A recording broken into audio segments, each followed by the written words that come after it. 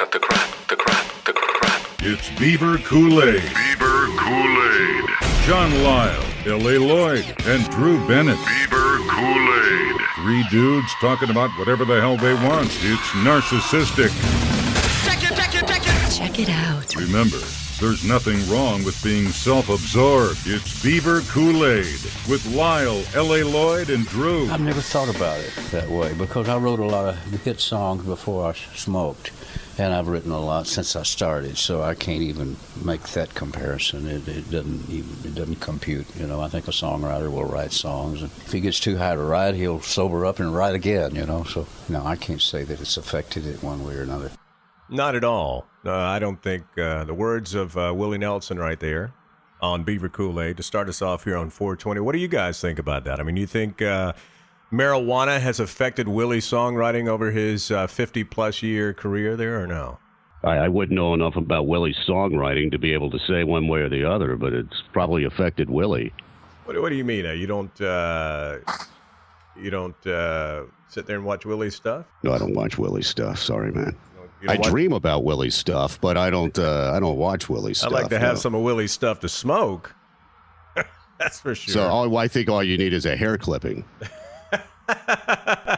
That's what I would think. I would think just a hair clipping in there. One never knows. I mean, I only think that I think drugs and music, in my mind, only work when the person's starving. You know, the starving artist guy. Right. But later on, I have absolutely no idea for Willie, and he doesn't know either. You don't think drugs and rock and roll mix? Is that what you're saying? I think they mix when the performer is starving. I don't think Willie was starving at one time. He lost all his property to the tax man, so maybe that. I mean, I don't think Keith Richards was starving, right? When he was, I think he was doing massive amounts of drugs and writing some pretty good music. Okay, you got a really good point there. You know, but let's not listen to any solo work. Okay, I mean, I don't know. Okay, you got a really good point there. Okay, that's one, Drew. I think man, I don't really know. You know what? I really don't. Honest to God, I don't think marijuana has the effect on people that they would like you to believe. I just don't. I don't think it is. I think it is completely and 100% harmless. I would rather be high than drunk. I would rather my son be high than drunk. If you're gonna drive, I would rather you be high than drunk. You know what I'm saying? So I think Willie Nelson is. I don't think it has had any effect on his songwriting whatsoever. I don't know if I was listening to that. That was a piece Probably of shit. Probably Willie Nelson sounded a lot better when you were like that. Why did that Debbie Gibson record sound so good last night? While I was eating that big-ass sandwich, yeah. Yeah, your little Debbies. So they're unveiling, of course today is, 420, so they're unveiling an 8-foot tall Willie Nelson statue downtown today in Austin, Texas. That's awesome. Is it going to be right there on Willie Nelson Boulevard? I take it over by Austin City Limits. Is that where they're putting it? It's next to the Moody Theater. Oh, okay. Yes. Well, that's it on Willie Nelson Boulevard. Yeah, but they say it's only coincidental that it happened today because he happens to be performing tonight. He's doing a tribute to Johnny Cash, and it just coincidental. Right. So they say. Oh, no, okay, sure. Yeah, that's why they're doing it at 4:20 p.m. today. Also, that's when they're unveiling. You know that, right? Is that when they're doing it? Yeah, they're unveiling it at 4:20 p.m. I guess that's a coincidence too, right? Yeah. That's good. That's such horse shit. I mean, please. What is the Moody Theater worried about? Are they worried their reputation's going to be on the line because Austin City Limits is going to be associated with pot? I mean, has anyone ever been to Austin City Limits Music Festival? A little bit of a sweet smell in the air when you walk through those grounds. So, well, is that from what you were wearing, Lloyd? It was. I was wearing my hemp wear that day. I had on my hemp beanie. And I didn't know if you slapped on some Stetson before you hit the ground. Well, let me ask you, John. Now we get a different You look a little different today. I take Yeah, that's from that's tourist junk from Jamaica, man. That's from the Ironwood, man. I thought that maybe that Forever Lazy was kind of like a sweatsuit, and you sweated off a few I was pounds. gonna say, is that what happened to you yesterday? No, I inspired by our conversation the other day, I went to Great Clips, and once again, they were with the talking on the iPhone, and my head. Look at that. So yeah, so he's smoking a pipe. Is that your dedication for today? yeah, that's for today. That's all about today. Why don't you put something in it? Why don't you put something in your pipe and smoke it? Let's not go there, Lloyd. Look at those. Look at that fancy collection of vinyl he's got back there. I like that. I bet there's some humble pie back there somewhere in the mix. Really, you think so? Maybe some Head East, flat as a pancake. I'm thinking. You know what? I bet there's some Love and Spoonful back there. I don't know. I bet there's some Focus back there. I don't know. I'll tell you this, you're not going to get, what was that, Love and Spoonful? You're not getting any Love and Spoonful in there. How about the band? You got any of the band back there? I don't know if I have anything by the band. Were you guys... Since Drew had to curse Levon Helm the other day, Drew mentions that Levon Helm is ailing, and then boom! Wow, can you believe it? I know. It's like I've got some sort of power. How did you do that? Stay away from me. Nobody wants to play a celebrity death pool with me. I mean, all it took was a mere mention, and boom!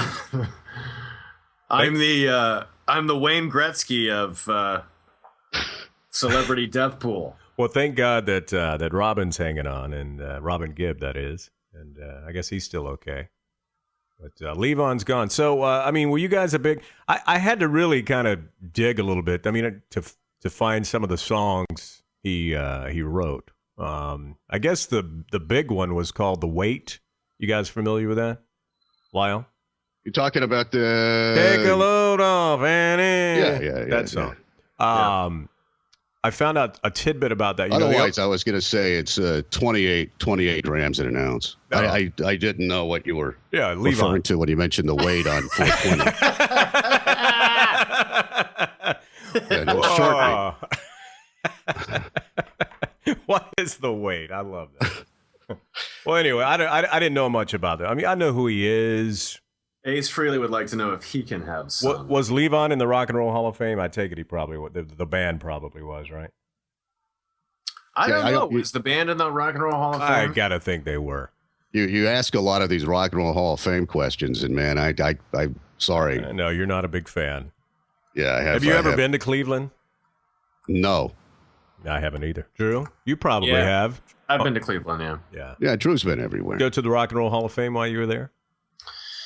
No, I just don't have any interest in it. But the band was inducted in 1994 to the Rock and Roll Hall of Fame. Thank you.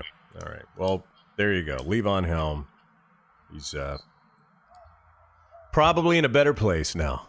And I think you mentioned Dick Clark the other day too, didn't you? Yeah. You took him down. He's Levon left on, didn't he? He just Dick Clark. I don't know, man. I will say that as a broadcaster, I guess he obviously inspired many. He inspired. Did he inspire you guys at all? I mean, I thought the guy was the ultimate pro. I wanted to be Dick Clark when I was a kid. I mean, one of the reasons that I went into broadcasting was because of Dick Clark. American Bandstand for me was a big deal because it came on after Saturday morning cartoons in the 70s and 80s. And so, as a kid of the 70s and 80s, that's what I watched a lot of. In fact, they were showing clips of Madonna and her first performance on American Bandstand. And, man, I've got a clear memory of standing in my underwear watching Madonna with my hand down my pants. You know what I'm saying? Yeah, you know why you have that? Because you weren't high. That's the reason why you have that clear memory. Yeah, but a lot of those bandstand shows meant a lot to me. That's where I was exposed to a lot of music as a kid. You're exposed to music, but a lot of lip syncing. Yeah, it was all lip syncing. It was all lip syncing. Yeah, that was our fun, was just seeing what bands really couldn't lip sync very well. Hide your face with a microphone. Yeah. So Drew, I think I remember guitars having a snip cord before there was such a thing as cordless technology. Probably real. But I'm pretty certain. The good thing about Drew, though, you didn't get to grow up to be Dick Clark, but at least you got to grow up to be a dick. So that worked out fine for you. So. Yeah, right. I couldn't have both. Well, the thing that I really found interesting about Dick Clark, I actually went to some radio convention where he was the guest speaker. He's a great speaker. He's got that charisma, and it was well thought out speech there, if you will. The one thing that I really saw about Dick Clark being a true pro is I went to American Music Awards one year, and one of the shows he produced, and while they're in commercial break, Dick is, obviously he's screaming over the PA, because they have a lot of runners that fill the seats, for the TV. And he is literally screaming at these people, back in 30, get to your seats. This guy was very meticulous about the show running on time and the ultimate pro. So I don't know, man. I think it, he could be Mr. TV personality, but I think he was a very smart businessman as well. He started TV production back in 1959. So, the guy was a visionary, obviously. No, I think he started his production company in 56. Was it that early? Yeah, Wow. But the thing about Dick Clark was American Bandstand, I'll give you that, though, when they were doing all the tributes to, they always had Rate a Record. And when they were doing all the tributes to Dick Clark the other night, I saw a little segment on Rate a Record, and it was between A Touch Too Much by AC/DC, Wow. and something by a band called Stargard. Wow. Now, and the couple there loved Stargard. Yeah. Far more than AC/DC. So there's it shows how valid that is. Where's Stargard now? Wait a minute. I think I have them in my record collection. Let me go check. Go back and rip it out. Right next to the Lovin' Spoonful.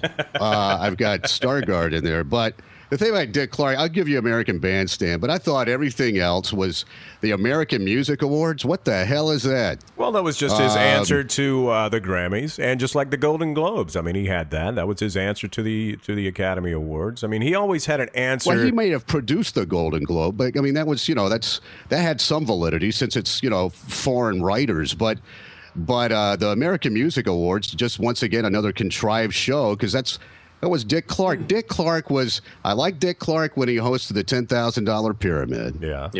Because he was a little bit different as a game show host. And I give you American Bandstand, but I thought everything else was pretty damn cheeseball. I thought the New Year's Eve New thing Year's was Rockin' extremely... Eve. Come on, that was huge. That was big. I stayed at home to watch that. Only on this show are we gonna have one of the three of us shit on Dick Clark. No doubt, man. What's wrong with you? I thought all Good that God, bloopers John. nonsense was cheeseball. I thought when he tried to do that show with Danny Bonaducci to reach out to housewives, you got that was horrible. Yeah. And then what pisses me off anymore is he provided a template for Ryan Seacrest, who I can't stand. Yeah. So I'm with you on that. I think Seacrest out should have happened too when Dick Clark died. Well, Seacrest is only going to carry on the flame, man. He's the new Dick Clark. He's carrying it on. But I will say, one thing he is carrying on in tradition is those shitty ass shows that he's producing. Man, yeah, exactly. See, I think that Ryan. I think it's just that the people are lazy. So these guys that got a little bit going on these days, they just seem to roll into so much more. I think Dick Clark, earned his stuff far more than Ryan Seacrest. That's a pretty rapid ascension for that guy. Oh, absolutely. But look, there's some TV person. I'm jealous. Yeah, well, the thing about it, Ryan is a good TV personality. For whatever that means these days. He looks good on camera. He's compared to Carson Daly on The Voice. Who would you rather have? Or name any other reality show host. At least Ryan kind of looks like he plays the part right. Just like Dick Clark, I always thought he played the part right. You might think he's all polished and shiny, but he played the part right. So does Ryan. I think Dick Clark played the part better than Ryan Seacrest. Ryan Seacrest, I really thought there was times on Idol they go ahead and get rid of him because, he was annoying. I still find him to be annoying. Well, were you on Team Dunkelman? Is that what you were on? Yeah, and I got really pissed, and that really hurt me a lot. No, it doesn't do anything for me. He's just, he's a little impish guy, and He doesn't do anything for me. But I am jealous. He's in his early 30s, and he's worth about $150 million, I think. Yeah. So that really hurts me there. Just because you started 20 years late with Beaver Cool-Aid doesn't mean that your ascension can go pretty fast as well. But everybody was falling, they're all blathering, talking about Dick Clark did this and Dick Clark did that, and how about Dick Clark with this? And I thought, I'm old enough I grew up with American Bandstand all the way, until I got old enough to realize this isn't what I wanted. I was too old for all that nonsense. But I thought it was pretty cheeseball. And the thing about it is you could see everybody, with the people that were dancing on this show. And it always seemed like that they had to go through some auditions before they were out there. Like, you didn't see anybody dancing that looked like me. Like that like one of their feet was on fire. Yeah. And they're kind of moving around like that. I mean, everybody looked to be a little bit more pro than that. I'm sure they had to go through some kind of audition process to get on that show. Well, that's why I like to watch Soul Train, which came on a couple hours after American Bandstand. That's where you saw some real good dancing. You brought up Madonna, and I think that was her first ever national TV exposure. And, what did she say? What do you want to be in 20 years or something? I want to take over the world. I mean, that was pretty good TV. But if you look at probably who some of the people he debuted, probably, like John said, it was more of the pop, like Chubby Checker, I think, maybe, going back for a ways. But here's a guy who's not good looking at all, but probably way more influential than Dick Clark was Ed Sullivan. I mean, look, this guy brought the Beatles, Elvis, the Doors, you name it. I mean, so not a good looking guy. So who would you say was the better of the two there, John? Ed Sullivan or Dick Clark? I dug it. Well, Ed Sullivan had it wasn't just music. He had, it was a variety show. He had, I used to watch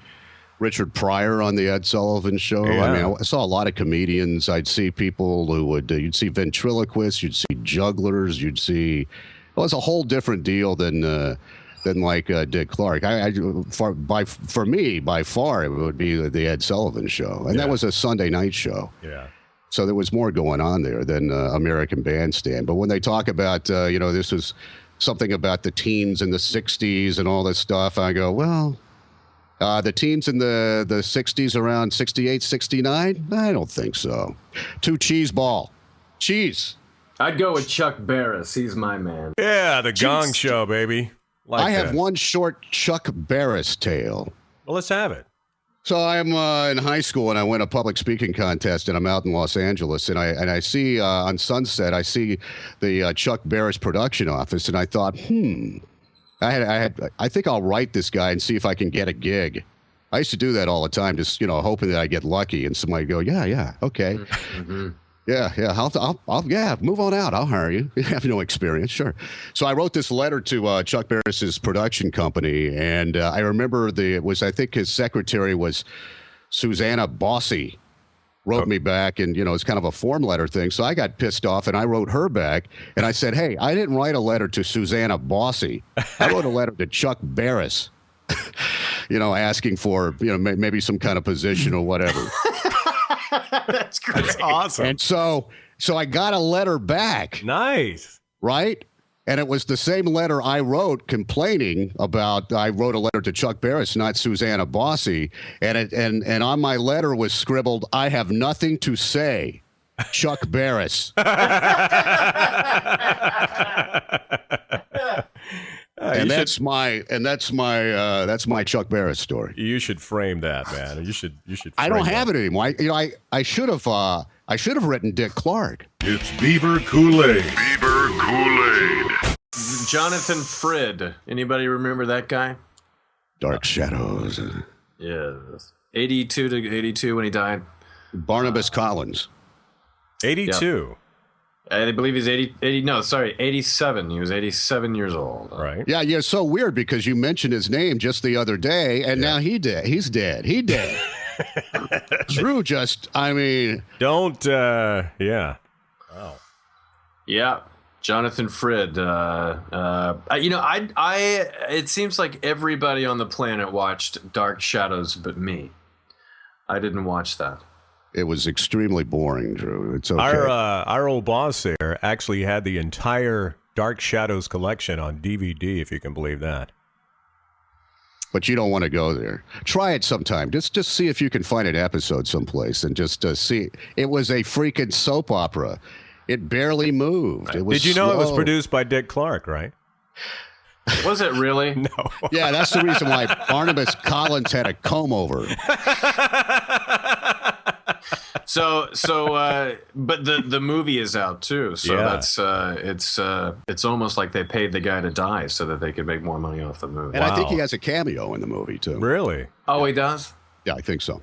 Well, He's, you mentioned briefly the in other it. day, Drew, that you're not looking forward to seeing this movie whatsoever because of you've kind of seen it. It's another Johnny Depp, dark character, been there, done that. When are those two gonna get married? You Maybe know they what I'm already saying? are. Maybe they already are. When are they gonna make their first sex tape? God damn! It would be It's animated. like how many Tim Burton movies can Johnny Depp? His whole career, it has to be. He can thank Tim Burton for his whole career. How about Ed Wood? Did you guys ever see that one? Yeah. I liked saw that Ed one. Wood. I liked Ed Wood. I thought that was a good takeoff. It was actually bright. It wasn't dark. It was very, very 50s and polished, and thought he was good in that. But I don't know, man. I'm a Johnny Depp fan. I mean, like I said, I don't know if be. I don't know if You I'll, would be. You Why? were probably a 21 Jump Street guy. No, I never watched that. But Yeah, I sure. Would you admit it if you did? I liked his first movie. I liked his first movie, which was a Nightmare on Elm Street, and I liked it because he died in it, and I liked There how you he go. died. There you go. Yeah, I'm not a Johnny Depp guy. Hey, you say that to the women, and the women go crazy. They like Johnny Depp. I don't see it. I don't understand it. Yeah, But they have although, nothing to excuse say me, to you. wait, the women and L.A. Lloyd. Well, of course. That's all I hang out with. I don't hang out with guys. See, I have to bring a feminine side to the show here because think I remember that movie, The Women and L.A. Lloyd. Yeah, I mean, how many guys you know that Dick say Clark production. I'm a Johnny Depp fan. Come on, man. There's a lot of guys out there. Like, I think he's cool. I think he's got that little rock and roll superstar thing going on there for an actor. I mean, I would rather have him than Brad Pitt any day. I mean, if I was, had to pick actors, I think he's a much better actor than Brad Pitt or Clooney. I'll take Depp. He's a little more deep. Oh man, now you're dumping on George Clooney. What's your problem? Well, man? I'm jumping back to the guy side again here. I was getting a little Yeah. too gay there. Where's the depth to Depp? I asked you. Huh? Edward Scissorhands, man, that was deep. Where's the? No, it's just one of these. It's all these variations of these Tim Burton cinematic characters. Well, I mean, think it's just Drew's already silly. established that. You guys think he's a one-trick pony, but I don't know, man. I like Johnny. I don't know if I'll go see Dark Shadows at the cinema, if you will, but I'll definitely check out the DVD once it's out. Why don't you do get together a little cul-de-sac party there? You and the stay-at-home moms, and you guys can go over there and swoon over Johnny Depp. A little matinee performance. Yeah.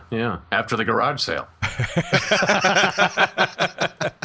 Well, I sure am glad you brought up garage sale, guys, because there is a community-wide garage sale coming up here tomorrow, and I still have shit in my garage that I've had in there since I moved back from San Antonio. So obviously the wife's been on my ass after this show today to get in there and clean it out and get stuff out to sell. So I've never done a garage sale. So any tips or pointers, if you guys have ever done one, would be well appreciated, and a great public service to our viewers today who may be experiencing the same thing of being a garage sale novice. Well, here's the thing. People will knock on your door at like 6 a.m. in the morning, so you got to be careful about that. Really? Yeah, you don't want to advertise a garage sale too early in advance because you'll have people knocking on your door a day before the garage sale to find out what you have to sell. It's a bizarre little underworld of swap meets and garage sales that I think you'd be surprised at how people behave. Hey, maybe Drew and I should just take a cruise by and see what you have first. And right. Hey, we'll see you Maybe at 6 we, a.m. It's Beaver Cool-Aid. Beaver Cool-Aid. Now, if obviously the Secret Service agent who offered the escort in Colombia $30 or whatever it was, after their night of fun, needed to have a few garage sales to get together some money. I thought that whole thing was pretty whacked out, that they were hitting the bar and taking chicks back to the room within, what was it, like 12 hours of getting there? Yeah. That sounded like me on vacation. I always, when I get away on these little things, always, away from the family doing something, I always immediately hit it really hard. So then I feel like crap for the rest of the trip, whatever it is. Like I can't wait to get out of town, hit it hard, get a bunch of escorts, get back, realize I don't have the money for them. I like the fact that, first of all, dude, you're in the Secret Service. You should know this. You never stiff Latina. You never, ever stiff Latina. Never. And so, so she, because of that, that's the reason why, you don't have a job. But I like the fact that she settled for $225. So there's still a deal to be made. And it's such an easy look to pull off too. Next time you're away, I mean, you just get on the black suit and the sunglasses like you had on a couple of days ago, and you're set, man. You'd be right in there. Either they'll think you're in the Secret Service or you're impersonating one of the guys in the Men in Black. So, sucky fucky, Mr. Secret Service man. Yeah, but I didn't know how that worked when she pitches a bitch. Because, she says, well, look, the deal was for $800. Why the guy would ever toss 30 at her, I have no idea. And that somehow, I guess with the authorities' help, you come to an understanding at $225. I don't know how that works. I don't know, man. It'd be kind of hard to turn out a Secret Service man, because he's got all the inside stuff. He's got the scoop. Well, no one else no one else tried to, throw $30 at their date. It was only that guy. And if he had just gone ahead and just paid her whatever it was, no one would have known about any of this stuff. Well, when you go out with your friends, so there's always one guy that fucks it up for everybody. You got it. You got one guy in there. Everybody's cool. And then there's one dude's dropping, a 5 spot or a 10 spot trying to be cheap, and that's what happens. It's like when you all go together to a sushi bar. You always get screwed on the tab when everyone goes eat sushi together. I never go eat sushi with a group of people because you always get screwed on the bill with that. Absolutely. Dude, I only had 3 pieces. You had 15 pieces. What are you doing, man? How much are you putting in? Yeah. There is always one. It's like, it's like a guy that goes to a strip club and can't, it's like, look, man, it's a strip club, not a whorehouse. All right? You're going to get us all tossed out of this place because you keep thinking it's a whorehouse and it's a strip club. Yeah. Come on. Oh, I'm sorry. That's right. I know from the show the other day, you guys have morals and scruples. Yeah, I don't even go into strip bars, man. I've never even been to one. Yeah, I hear they're cool. Never been inside one though. Really? Yeah. I wonder what goes on inside there. Well, we know better than that, Lloyd, because we know how that house you're sitting in got built. I mean, I go to the ballet. Yeah, Sugars. Yeah, perfect. Yeah, but that's just one of those stories again. They also have now the New York Post had a picture of this guy eyeballing Sarah Palin from behind. Oh, because he had posted somewhere or something, maybe on a Facebook page or something like, "I'm really checking her out." Oh, yes. No, I didn't see that. Yes. I got to find that. He posted the picture of Sarah Palin on his Facebook page, and he's getting called on the carpet for it. Really? Boy, lots happening with the Secret Service. They had to make a visit to Ted Nugent this week. Did they really? Now you're shitting us, right? No, they did, because when you say you're going to chop someone's head off, that's exactly when we played the audio of that the other day, and Drew said, he's going to catch some crap for this. So they actually paid him a visit then? Well, paid him a visit, had a nice little conversation with him. He claims that it was a positive conversation and that the conclusion was that he didn't make any violent, threats against anyone. But I think the fact is that he was paid a visit to begin with. So there you have it. Aren't you quite the soothsayer, man? I tell you. Well, anything else you'd like to project is going to be coming up? I wish you'd say that Ted Nugent's going to die. That'd be great. Yeah.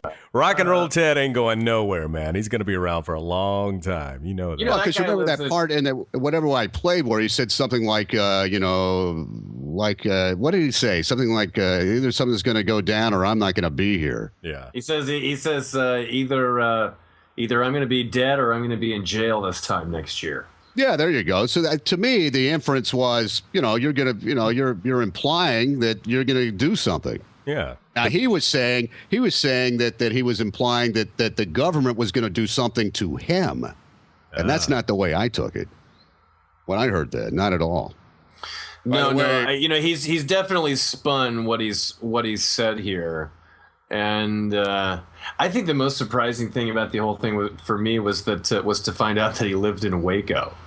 You didn't know that. You didn't know that. He lives outside. No. It's near Bush's ranch. Near Bush's ranch. Yeah.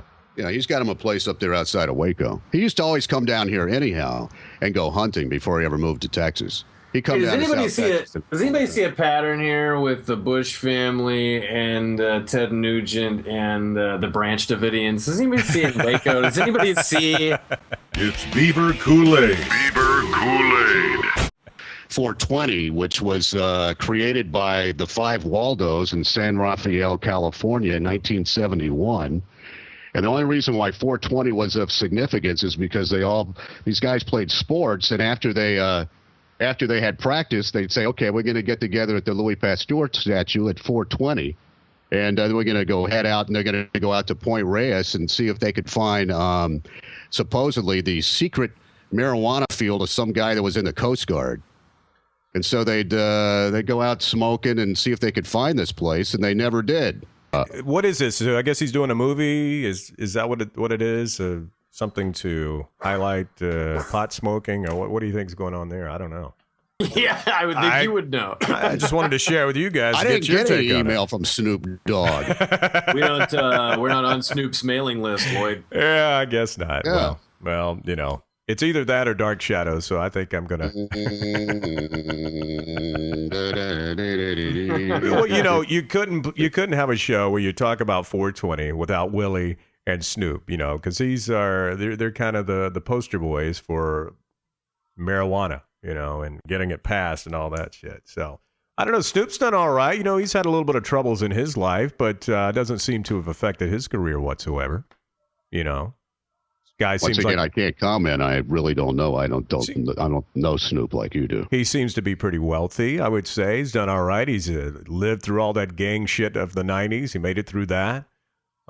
He's seems to be a pretty good, and I say this delicately, a family man right now, if you will. He's got kids. Seemed like he moved out of pornography, right? Yeah, he went from pornography to being a dad. You know what? The guy coaches a little league football team. He's a good father. He's a famous hip hop star. Who cares that he smokes pot? Yeah. Don't you guys think it's time that they legalize it? Really? I mean, isn't it time that isn't this war on drugs just a waste of everyone's time and money? Doesn't this really just strengthen drug cartels when we continue to let it happen this way? I mean, prohibition strengthen the mob. I agree with you. However, I mean, look at society these days. When there are people that want to defund and get rid of Planned Parenthood, how close are we to legalizing pot? I mean, talk point. about. I mean, you thought you were past that point as far as, Planned Parenthood being this perceived threat to so many people. But so if I look at that and I think that's really backward, I think, oh, yeah, I can see the governor saying, I see Rick Perry saying, yeah, we need to legalize pot. It's about time for that. Yeah. Can't all of you? See that happen? I'm just waiting on the pot president. I mean, who's going to be known as the pot president and actually wins? I mean, who can do that? Who can convince America that marijuana is no worse for you than drinking, probably less worse for you? Who's going to be the pot president? I think the country is convinced now. I just think that it's not a political issue. I think it's still such a taboo issue for politicians that they're still too afraid to talk about it. But I do think that other countries are going to force the United States to address it in one way or the other pretty soon. I think about it. Clinton could have done a lot if he said, I inhaled and I liked it. Yeah. I was fine, instead of all that nonsense like I didn't inhale and all. I mean, if you just go ahead and say, yeah, I did it. At least Obama did that. Obama, everybody knows about the drugs he did as a kid. He's fully 100% against it. Yeah, I know. And they're popping people right now. The Justice Department is. I don't get it. Why is Obama against it? I couldn't tell you. I don't know why this is going on now. Wow. I don't know. Well, yeah, it's the thing about it is, as we get older, there's going to be hard. It's going to be very hard to find any politicians who hasn't at least smoked pot. I mean, let's be real here. Maybe they didn't do the harder drugs, but I guarantee you, there's not too many politicians in Washington that's 50 or younger, or even 60 or younger, that hasn't at least tried pot once in their life. Somewhere in their life, it's there. So as we move, probably at Drew's house. As we move forward, I think it's just going to become less and less, and I think we'll see it in our lifetime that it will eventually get legalized. Legalize it, but I don't know. It ain't happening today, 4/20/2012. That's for sure. They should. It's time. It is a waste of time and money. There are innocent people spending too much time in jail for these stupid crimes. And I got to say, on the medicinal side of it, that it's used, obviously I think probably 50% of people who say it's medicinal is full of shit in the first place, just an excuse to get some. But, maybe there are true cases where it has helped folks out. I don't know. I mean, I don't have any proof on that, but I think most people saying it's medicinal is full of shit. That whole thing needs to go away too. I think what you mean is that the people who are getting notes to, doctor's notes and prescriptions to go and get it are getting it for recreational use. I fully agree with that. Yeah. But I think that there are plenty of people who are ingesting it in one way or the other, to curb some sort of pain or to treat some sort of ailment that they've got. So I do think people use it medicinally, but I think the majority of the people use it recreationally. Yeah. But like I said, you know what? Alcohol is 1,000 times worse for you than marijuana is. Oh, I agree. 1,000 times. I agree. And believe me, if there was a choice, I think I'd definitely take the pot route any day, for sure. But, I don't want to go to jail and be busted for a seed in my ashtray or something stupid like that. You just can't do it. You got to be smart about it. So you're telling me what I got right here is truly a pot belly. Is that what you're telling me? I can't see it today. Well, yeah. Can't see it. Yeah, the only thing we got is this terrorist with a pipe in his mouth, I guess. Yeah, I know. It's the ironwood, man. Yeah, I love it for medical purposes. I mean, I've got a splint right here that I got on my leg, which is really nice. Got a couple of big ones rolled up here on either side of my leg, and it's kind of nice. Well, since we're all from Texas, I mean, do you think we'll even get as far as what California has, where you can actually go to some of these places and get it, or is Texas just too damn conservative? No. We'll be the very, very last one. Yeah. Let's see if we find a casino first. I think we have to get to that point before. I think it's way far away. Arizona and Texas will be the last ones to go, brother, because that's these border states. They're just not gonna deal with that very well. It's Beaver Cool-Aid. Beaver Cool-Aid. Well, I'm very excited. I just got news that Austin is finally getting a Trader Joe's. So if we can't have medicinal marijuana, at least we got a damn Trader Joe's coming finally to downtown Austin. At least we can get some $2 chuck. You know what I'm saying? Yeah. Go there and get you a 6-pack of Soul beer for about $2, man. So Whole Foods is finally getting a little competition here in the capital city. A lot of people are upset about that. What's next? Pinkberry, and what other kind of national change are we going to get here? Austin's always been the one who if you want to go out and eat at Chili's, you're going to have to drive to Buda. We don't have those. Yeah. Go to Round Rock. John, you ever been to Trader Joe's? No, but I've had $2 chuck. Okay. I don't think it was cellared correctly. The bottle that I received. Yeah. Hey, people say a lot of nice things about that $2 chuck. Yeah, that's what I mean. I don't think it was cellared correctly. It was. That's some good wine. A lot of people like that. It was some good vinegar. That was nice. A little balsamic. But of course, I had to. I think I still finished the whole bottle. It's open. Do you I think had to that do that. Whole Foods really made a big? I mean, they can't tell them not to open here. I mean, but do you think their market share is so huge in Austin that Trader Joe's wouldn't even want to come here and mess with them or try to compete against them? Why do you think it took so long? Because they got them in Dallas already. We just don't have them in Austin. I figured if it would ever come to Texas, it would come to Austin first. But yeah, I'd say Trader Joe's just has a lot of brand recognition with people, and when you go out to California and you see those are shopping them, and they're cheap places to go and find some high quality items. I think that's their MO as a company. And so, no, I don't think that Austin is married to Whole Foods. If anything, Austinites complain about Whole Foods. I think they're too expensive. We call it whole paycheck here. Yeah, exactly. So I think Whole Foods is, I think Trader Joe's is going to come into Austin and do just fine. Yeah. I just think that they just decided to more aggressively expand because there's a location coming to San Antonio. Really? The problem is it's going to be right over at the quarry where Whole Foods is. Now, why would they do that? I mean, is it just the whole Home Depot, Lowe's on every corner, or CVS and Walgreens? Are you supposed to put them right there beside each other? I never have understood that marketing, but I guess it works because you see a lot of that. In your face. Yeah. Maybe it is in your face. Maybe.